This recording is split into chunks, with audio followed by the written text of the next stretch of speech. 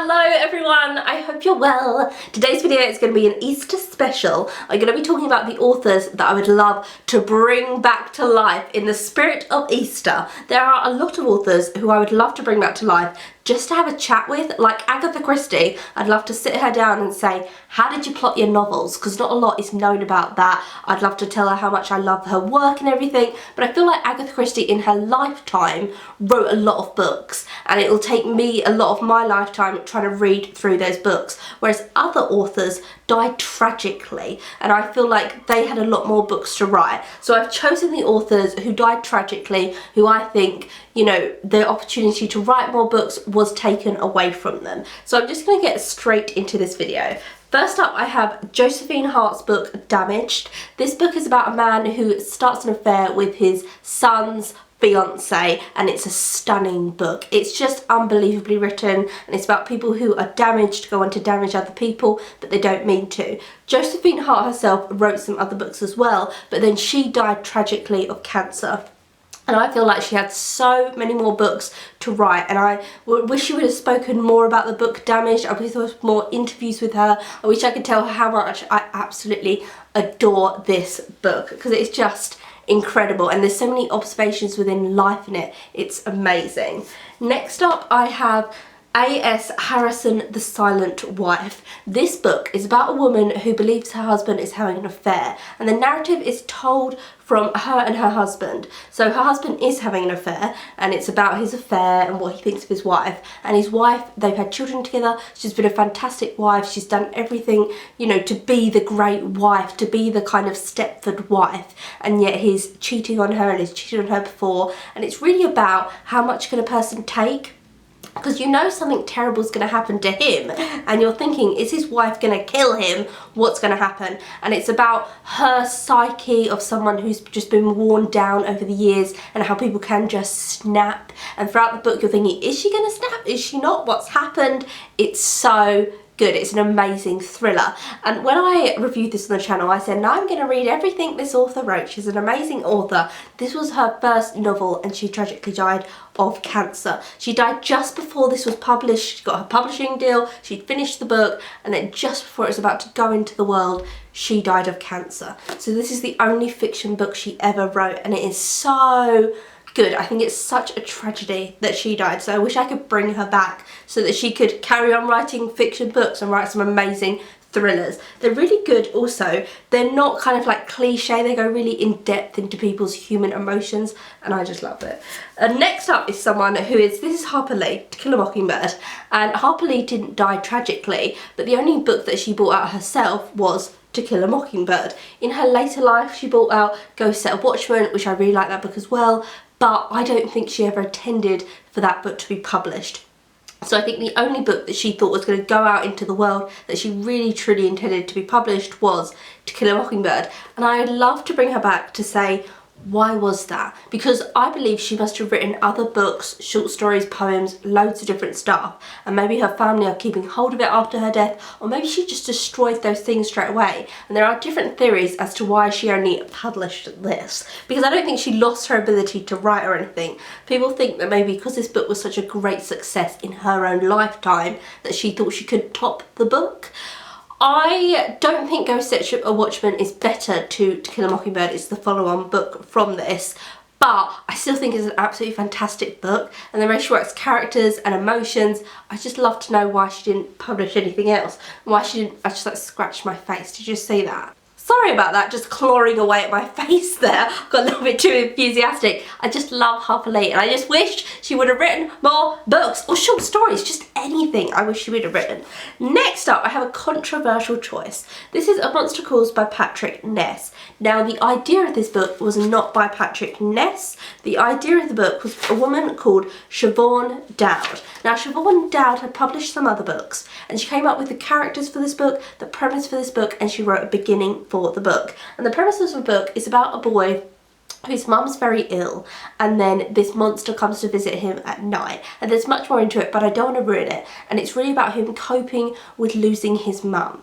Now, Siobhan wrote out the premise and wrote out this, and then she died tragically of cancer. Patrick Ness then was given permission, even though he'd never met Siobhan. He was friends with one of Siobhan's friends, and he got given permission to write the book. So this has been a successful book under Patrick Ness, and it got turned into a Hollywood film.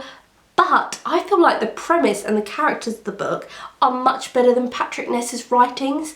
And I remember when I read the back of it and I thought, oh wow, this is going to be a really interesting book. And then I read it and thought, it's so simplistic. I wouldn't have thought such an intricate plot would have been done in such a simplistic manner. And then I found out, oh, it wasn't actually his plot for the book, it wasn't his premise. I wish she would have written this book herself. I'm sure a lot of people do, you know, within Siobhan's life, wish she would have had the opportunity to write it herself and have more time on earth. But I really don't think Patrick Ness should have been given permission to write this in a story. I really don't like it. I think it's overly simplistic. And I understand this is a child's book, but it's so simplistic. The way they're talking, everything, I just really don't like it. And I wish Siobhan would have written it, because it would have been an incredible book, I really do believe, if she had have written it. I then have Mary Shelley. This is Frankenstein. I feel like everyone knows the story. A man called Victor Frankenstein wants to make the perfect human, so he gets loads of perfect parts from people. So hair as black as a raven and all these beautiful features, and he sews all those features together, and then he builds this terrible monster who comes to life. And throughout the whole book, it's really the monster stalking down Victor Frankenstein, who is his mother, his creator, and trying to get him because Victor has abandoned him. Mary Shelley herself didn't write a lot, but she helped her husband a lot. So her husband was a very well-known poet, and she used to edit his poems, and she used to promote his work, and she used to really drive for his work to be published, and was a great, like, loved his work. And I just wish she would have concentrated that a bit more on her own work. So I've read Matilda, which was a novella she wrote, absolutely incredible. It's about a woman who on her deathbed is telling her friend, I need to tell you a story just before I die. I need to get a story out about the first time I met my father. My father didn't raise me, but when I met him I was in my teenage years, and I fell romantically in love with my father. It's about incest. It's absolutely incredible. It's so good. And she wrote other short stories, but she never wrote something again like Frankenstein. I think that's because she had such a tragic life. She had a stillborn baby, and then her son died tragically, so she was dealing with the deaths of her children. Also, Percy had an affair on her, so she was dealing with that as well. So I think that's why she didn't have the time to write another great book like Frankenstein, but I really wish she would. And Matilda, I wish she turned into a novel. I hate how short it is because it's so good, and there's so many scenes. There's a scene on like a hilltop where she's like, when I was a young girl, romantically in love with my dad, and her dad's like, no, like this isn't gonna work, I'm your dad, and she's like pleading with him on a hilltop, let's just romantically be in love. It's so good, guys. Honestly, cannot read Matilda enough. It's so good. And it's really sad as well that she hasn't had this father, and so when this man comes into her life, she doesn't really know how to deal with men, and so she just takes it in a romantic way, and her dad's like, no, I'm your dad, and oh, it's so good. But I wish she turned that into a novel. I wish she had more time to do things like this creatively. She hadn't spent so much time promoting and editing and helping her husband's career. I just wish she would have put that efforts into her own work, because I love Frankenstein and I adore Matilda. And then lastly, we have a very sad story. This is Anne of Green Gables by L.M. Montgomery. L.M. Montgomery she was an incredible Canadian author. This is a story which was turned into a series as well, and it's about a little girl called Anne who gets adopted by these two adult brother and sister. They've never got married. They adopt this orphan girl by mistake. They went to get a boy. They end up with this girl, and she's just lively, and it's the adventures, and it's gorgeous. It's so lovely. It's small town in Canada, and everyone's lovely. It's all about nurturing, it's all about love, and it's all about kindness. And the series, I've been told as well, is all about love and kindness. I don't read series, they don't interest me. Once I've read a book with one character, that's it. I don't go on to read a series.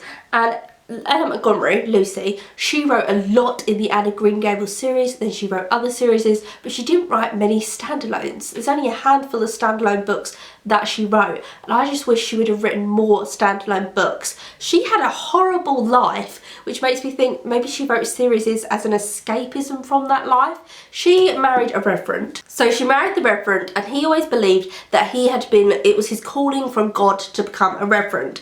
One day, no one knows what's happened, but obviously he was suffering from severe mental illness and no one knew what was wrong with him. He believed that he was wrong, that God hadn't called him. And that's when he started saying to his wife, "You're going to hell, our children are going to hell, we're all going to hell," and kind of blaming her for God not choosing him anymore. It then led so bad, the abuse, that he would severely beat her. So the abuse got worse and worse over the years, and then it led to one day she went to the pharmacy to get his medication. The pharmacy had made a switch up with the medication by accident, so she accidentally gave him some medication that nearly killed him, and he convinced himself that she was trying to kill him, that she wanted him dead. The pharmacy admitted it was their fault. Everyone knew that he thought she was a murderer now, and they were all saying no, it's not her fault, but the damage was done. He was too ill and he wasn't getting the right help, and that's when he started beating her because he thought she was trying to kill him in his own home. How their lives were is they used to sit in silence together. She wasn't allowed to do anything, just sit in complete silence with him. That was it. Can you imagine that? Like, for decades going on, day in, day out, and you just feeling like, I'm his wife, I've got to stick by him. So she had decades of looking after him. He was severely mentally ill. He was on loads of different medications, which I don't think probably helped his psyche at all. She then became severely depressed. She was put on loads of medications, which probably didn't help her at all, being switched up on drugs all the time, and then she committed suicide in her 60s. She had a blood clot, it was found, but her family believed that was from taking an overdose. She got a blood clot. Some people think she committed suicide, some people don't. She had a note on her bedside table, which some people think she was maybe writing for something else, they don't know, but her family do believe it was a suicide note. So I'm going to read out some lines for the note because I do think she committed suicide and it was a suicide note. She was found dead in her bed on April 24th, 1942, and this was some of the note that was found on her bedside table. "I have lost my mind by spells, and I do not dare think of what I may do in those spells. May God forgive me, and I hope everyone else will forgive me, even if they cannot understand. My position is too awful to endure, and nobody realises it. What an end to a life in which I always tried to do my best." Tragic. I really do think she committed suicide and that was her suicide note, and I think that whole thing of "I tried to do my best" is heartbreaking, and when she said it's too much to endure and no one else realises it, that's what depression does to you, is it isolates you from everyone else, and you think everyone else is having a great time and everyone else is coping, and why can't you cope? Very isolating. I think that's absolutely tragic, and I think that's why she went back to Anne of Green Gables, and her book was so positive about caring and nurturing and community and love, because they were all things that she didn't have within her own life. I love Anne of Green Gables so much, and I'm going to read her standalones as well, but I just wish she'd written more standalones. This is the end of the video. Tell me who you would bring back to life, bring back from the dead, and give me your reasons for it. I think that many of these people here, they had so many books inside them to write and put out into the world, and I love the books that I've spoken about from them, because their lives were just cut so tragically short, they didn't have the opportunity to do that. So tell me who you would bring back to life, and have a great Easter, and I will see you again soon for another video.